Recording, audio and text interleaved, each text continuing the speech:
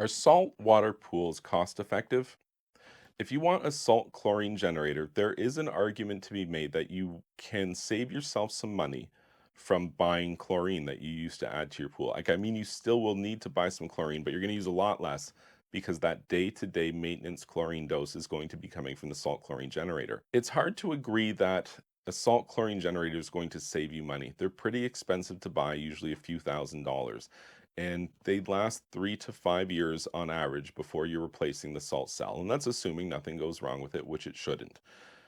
That amount of money is appreciable, and it's hard to return that when you're talking about something like liquid chlorine, which is your alternative.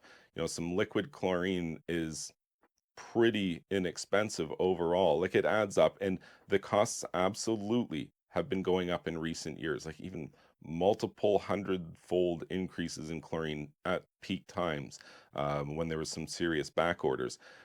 And it's not quite as bad as that now. The prices are down a little bit, but it's still a lot more than it used to be even a few years ago. But even accounting for that, the salt chlorine generator is still costing you extra money. I'd like to tell people, look, if you get it, there's a host of very legitimate reasons why you might want to get a salt chlorine generator. That's a whole separate conversation.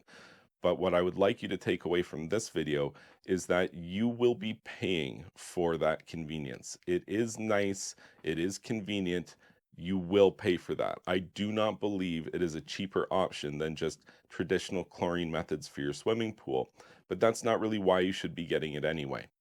If you found this information helpful, please be sure to like this video and subscribe to my YouTube channel. And you can check out my website, swimmingpoolsteve.com.